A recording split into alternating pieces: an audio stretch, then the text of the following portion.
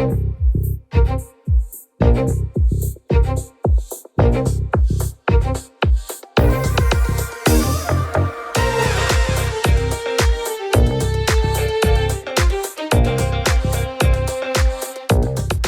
to Super Entrepreneurs Podcast. Today we have with us Ty Montague. How are you, Ty?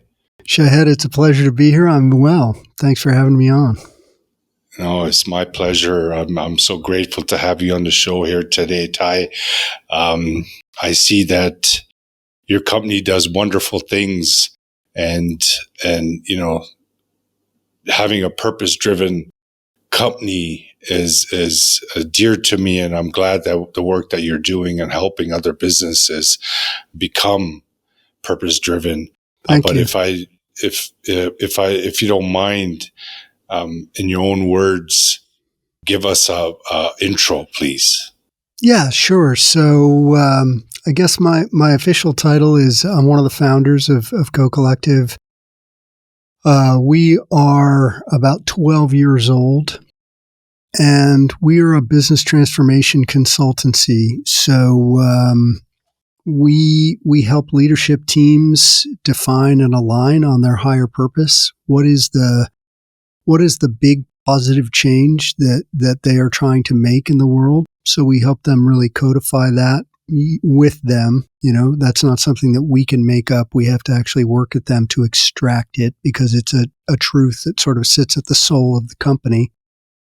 And then we help them, you know, sometimes we say do that purpose as opposed to say it, right? Your purpose isn't a thing you should talk about. It's a thing that should define every action that you take as a company. And so we help them really make their purpose real internally through organizational and cultural design. We have a team that helps with that. And then outside the business, in your customer experience through experience design. So we have a team that does that. So it's sort of, once you know your purpose, it should define your employee experience and also your customer experience. So every touch point regarding that business, any human being that interacts with that business should feel the purpose. That's right. You should sense it and feel it, and it should be true in the products that you experience from that company. It should inform the customer service interactions that you have with the company. You should feel it, you know, at their website. You should understand the truth of it. You should feel it when you see their CEO talking at a conference or on a YouTube video, right? It should inform every aspect of the way the company really brings itself to the world. And I see that your lineup of clients are quite known companies. And, you know, I would definitely imagine that they would be doing such a thing. But do you also work with smaller companies, startups, you know, coaches, for example? Absolutely. I mean, haven't ever worked with a coach, but we have worked with lots of entrepreneurs over the years. We're working with a essentially life extension company called Juvenescence that is working on extending the limits of the human lifetime. We routinely work with, you know, people who we worked with a company called Genexa, which was at the time beyond startup phase, but we helped them do some work, and they're in the clean medicine category. So their purpose is to really clean up over-the-counter medicine. You know, medicines today are often, if you buy them from a big pharma company, I'll use Tylenol as an example. Tylenol has an active ingredient in it, you know, the thing that helps you with your headache. But then to make a tablet, it's also full of all kinds of filler and stuff. And the big pharma companies use, you know, essentially the cheapest things that they can to make those tablets. And so often they're not very good for you, actually. And so Genexa is trying to really make the same medicines using the same active ingredients, but using organic and all natural filler, the material around that active ingredient, so that you're at least, you know, not hurting yourself by taking that medicine. So we have worked with many startups in the past, and I really would like to do more work with startups and with entrepreneurs. I think the capitalism is changing quickly, and we're moving from an old version of capitalism that was defined by economists like Milton Friedman, where we concentrate solely on growth and we concentrate solely on creating value for shareholders. And we're moving to a new form of capitalism where we really pay attention to all of our stakeholders. We pay attention to the experience that our employees are having. We pay attention to the community that we're doing business in. We make sure that we're not polluting the public common where we do business. We pay attention to other stakeholders, people in our supply chain, the planet, the well-being of the environment. In addition to shareholders, it's not in place of shareholders. Shareholders still matter, but purpose-led companies are really trying to create companies that are genuinely creating really positive change in society and in the world. And in order to do that, they have to think about more things. Long way of saying, I think entrepreneurs, honestly, today there are companies that are big companies that are making the transition to becoming purpose-led, but it's much easier to start a purpose-led company from the beginning than to transform one to become purpose-led after you've started, in the more traditional space. So it's a huge opportunity for entrepreneurs, and we love to help them whenever we can. That's great, Ty. And I feel that there was a shift. I would love your opinion or your experience with it. Did you see a shift or a major shift or a slight shift since COVID? Do you feel that more businesses are awakening to this purpose-driven model? Yes, I think they are, and that's a very interesting phenomenon, right? You had COVID, and then you had some kind of seminal cultural events like the George Floyd, really a murder in Minneapolis, and you had people in the streets really protesting, widely, and it woke, I think, a lot of people up. And people and companies to the fact that they have, wider social and environmental responsibilities, right? They can't just, I think it was George Floyd, I think it was the wildfires in California. I think it's the flooding that we're now seeing globally, a couple of years back in England and now in Pakistan. I mean, there's just, the global environmental crisis is only accelerating, sadly. And so we see all these things happening on top of COVID. And it's during that period of time that people sat up and went, wait a minute, we need to really rethink this. And so you're now seeing that in the past, right, CEOs went out of their way to avoid commenting on social, particularly social issues, political issues, and often environmental issues. Now, the next generation of consumers are demanding that CEOs take a position and speak out. People, young consumers in particular, want to know what the leadership of these companies really stands for. And so all of a sudden, you've gone from a situation where your job was to zip it when it came to social and environmental issues to it now being essentially mandatory that you take a position. And that's complicated, right? Figuring out what your position is and what topics you can and should speak out on and what topics you want to not speak out on is a new complexity to leading a company. But it also means for entrepreneurs who are the lifeblood of our economy and the people where really most of the innovation in the world comes from, now have the freedom to build a company that is a platform for them to have, strong opinions about social or environmental issues. And, if I were building a company today, that's the first thing I would do is try to figure out how to articulate my purpose. Like, what is the positive social and environmental change that I'm trying to make in the world? What do I really want to stand for? And I would build everything around that purpose. Mm. And in our world of entrepreneurship, when they're starting something, their main focus is sales and marketing, getting the dollars in, right? Getting the money in. What would you say to someone about the service that you provide? Is where would that fit in and when they should be paying attention to it? Because most of them might not even look at this, right? To say, I have to figure out my sales and marketing. Yeah. Well, that's normal, right? And I don't want to give short shrift to money, right? Money is, of course. The way I kind of think about it is money is like blood in your body, right? It is without it, like you're not going to make it. But it's something that transmits, energy and oxygen to all of the parts of your company, right? And without it, you don't make it.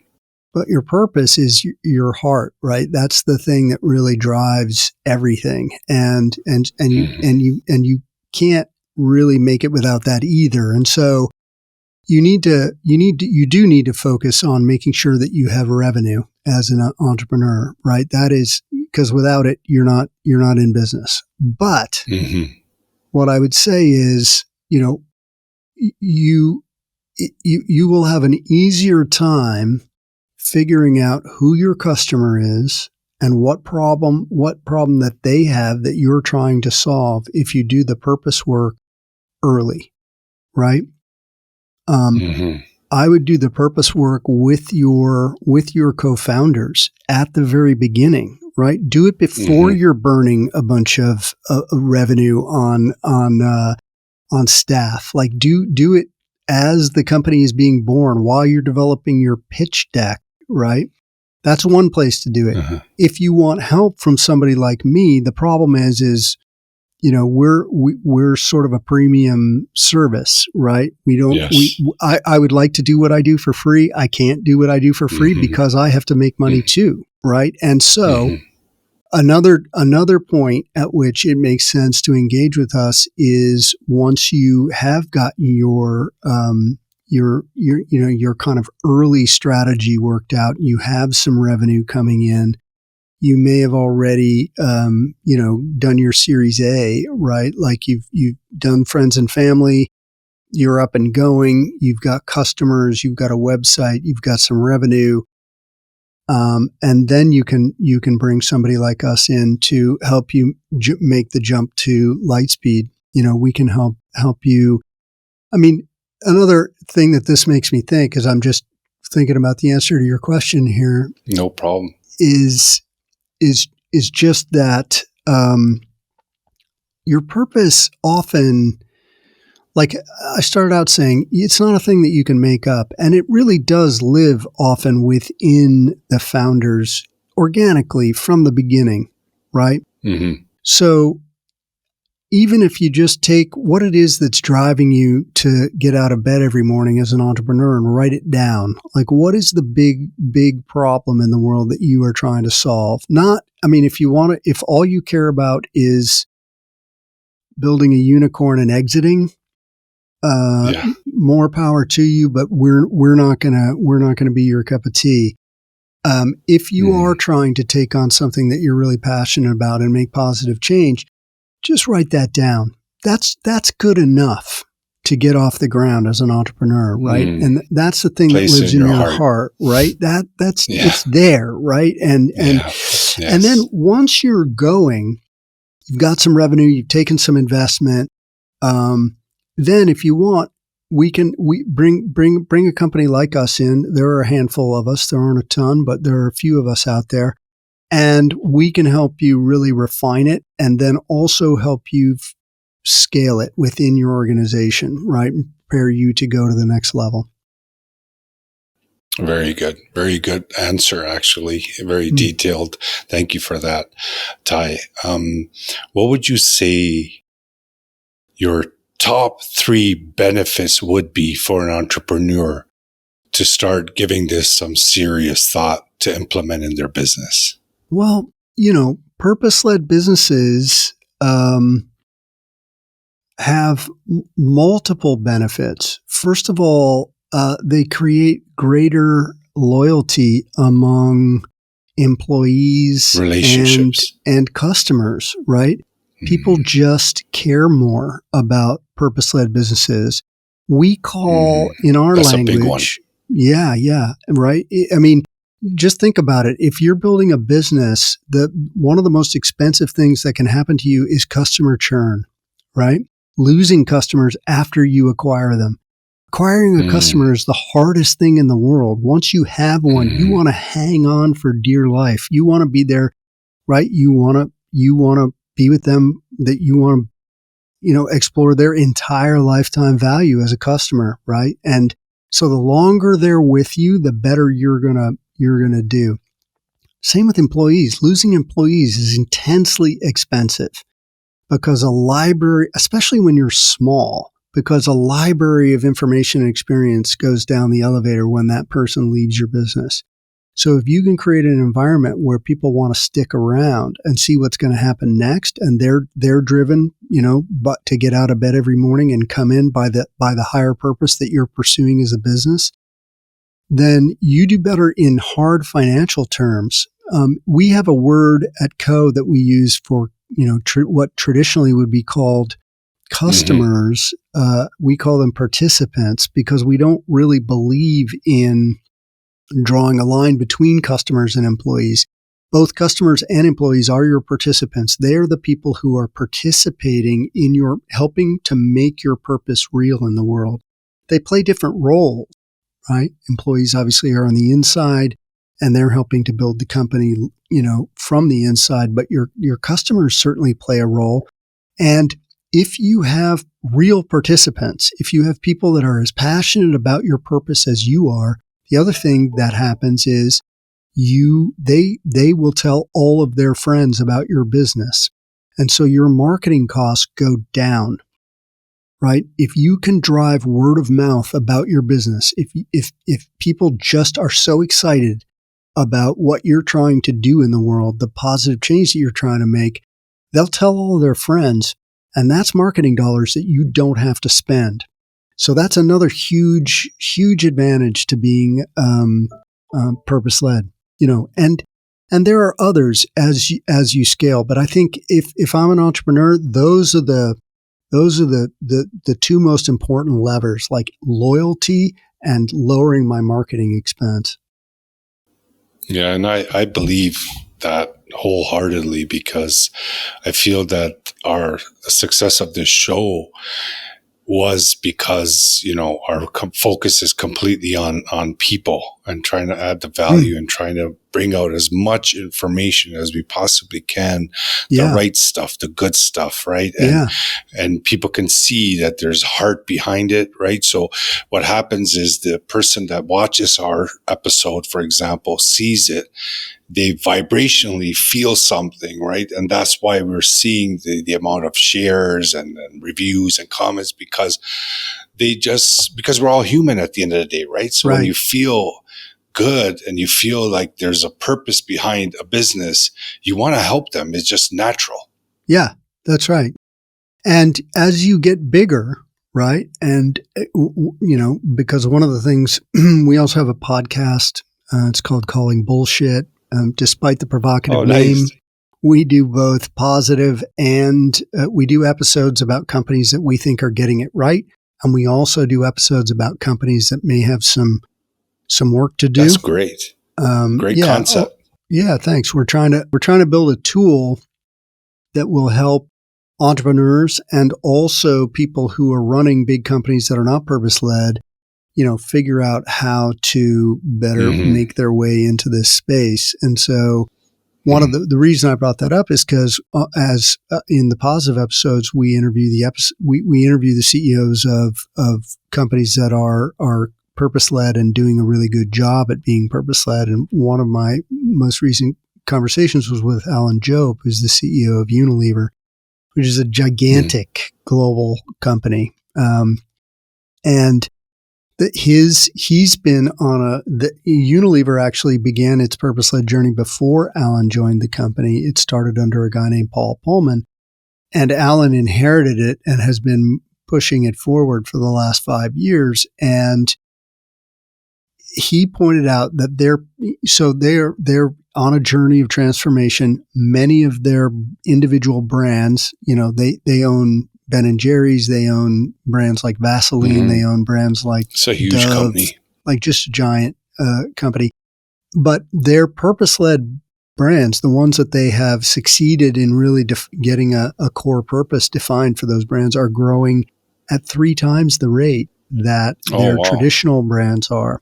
So it's clear in almost every dimension that if you want to connect with the next generation of consumers, like young people today, it really matters to them that you have articulated the positive change that you're trying to make in the world and that you're actually walking your talk, right?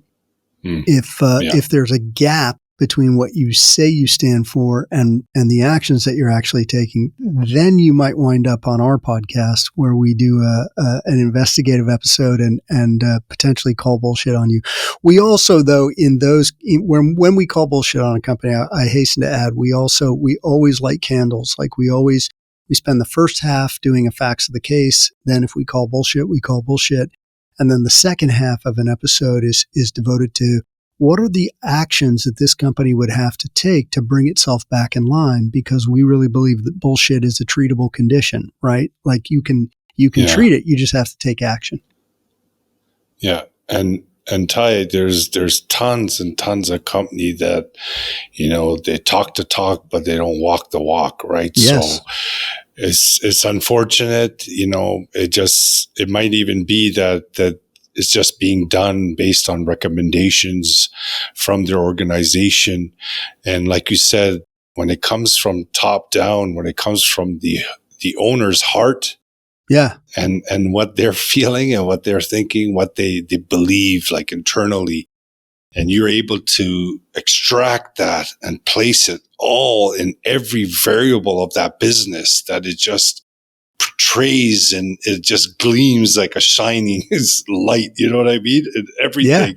Yeah. Yes. A consumer just feels it. Like you see it all around. You just get it.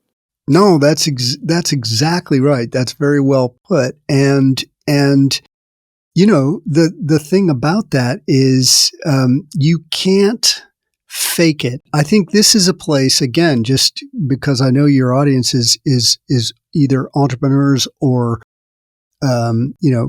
entrepreneurs in waiting, people thinking about it. And what I would say is entrepreneurs have an advantage in the purpose space because it's quite hard to transform an existing organization into something new, right? Changing the way a company works on the inside it takes a long time.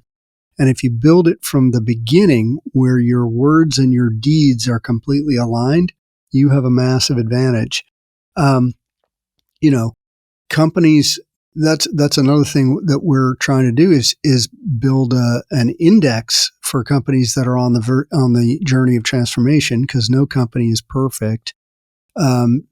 We assign them a number, a BS score, and our hope, and it's, we'll see whether this comes to pass, but our hope is that we're providing them with a data point that they can use to manage against and manage that score down. On our scale, 0 is the best, 0 BS, and 100 is the worst, 100% BS. And we rate every company that we review on the show, and hopefully that's giving people a tool to go, okay, next year I want to see our BS score go down. No, definitely. That's great. And creating that chart brings that transparency to them as well, right? Because, there might be a lot of businesses that just don't have any idea about this, right? Like it's not something that they ever focus on. And when they do and they see a chart, everybody wants to go to the top, right? That's right. Exactly. Yeah, exactly. Yeah. Got to win the race. Yeah. Ty, we always like to ask our guests what their innermost superpower is that got them to this point. Yeah. Well, you're asking me about a superpower, and if I feel a little uncomfortable asking that question just because it feels like a braggy, but I would just say, as I reflect on it, I have always spent a lot of time living in the future in my own head, and I would say Good.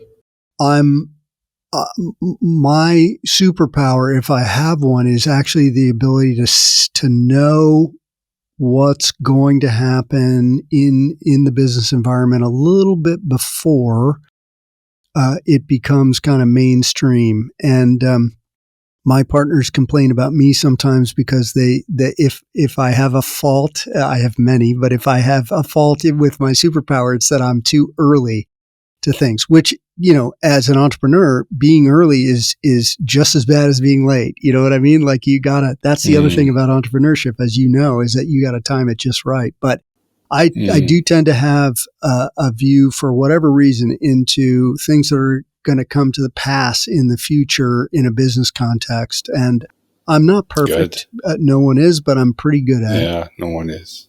Yeah. No, that's great, Ty. And I didn't intend to make you feel uncomfortable with that question. That's just that's fine. I know. No. I no problem. I just hate bragging, but it's a good question, and everybody does have a superpower, right? Yeah, it's part of our show's thing, if you want to call it that. But I ask one of people, our questions. Yeah. I ask every guest on my show to give companies a BS score, and sometimes they're uncomfortable doing that, right? Like that's a slightly uncomfortable thing, right? No problem. So do not worry about making me uncomfortable. No, not worried, not at all. No, it's just the question when you think about that strength, that innermost strength, that super strength that got you to this point. It's very personal, very close. I wouldn't look at it like as a bragging, because it's a very close part of you as an entrepreneur, that what you do on a daily basis and what you have achieved.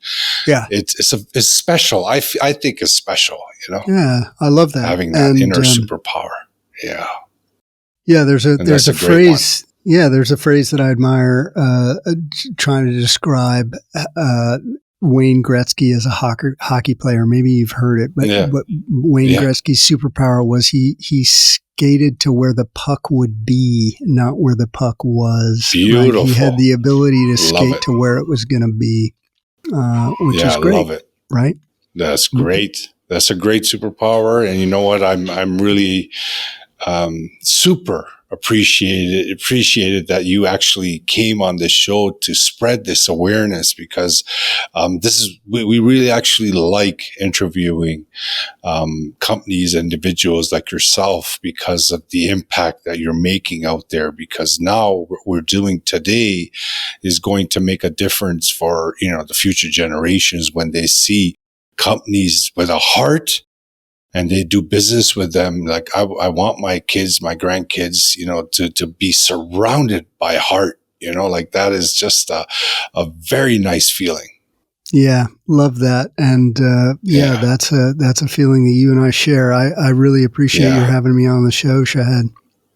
No, thank you, Ty. Thank you so much. And audience as well. Thank you once again to, be part of this show and participating in this episode. We love when you guys share the episode. This is one of those episodes that definitely, needs to be shared, because it's very positive. It's change driven. It's a new way of thinking. It's a new way of feeling, new experience of what our world needs. We need more heart. So definitely get in touch with Ty. All his information will be in the show notes. Check out his website, a phenomenal website. You'll see all the companies that they work with. And again, we will look forward to having you on our next episode. And thank you again. And Ty, thank you so much. Thank you, Shahid. This was a pleasure. And entrepreneurs out there, get after it. That's it, Ty. Get after it. Go and do it. Thank you. Yeah.